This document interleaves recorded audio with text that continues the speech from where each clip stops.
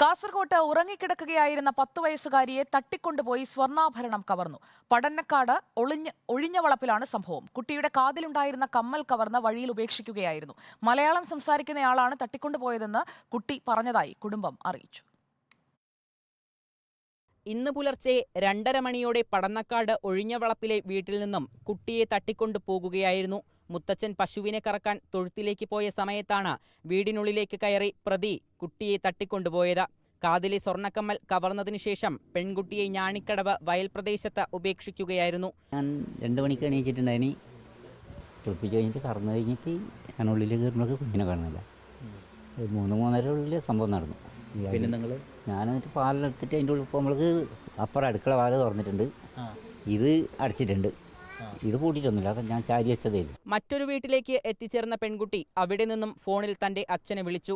4:30 മണിയോടെ സ്വന്തം വീട്ടിലേക്ക് തിരിച്ചെത്തി.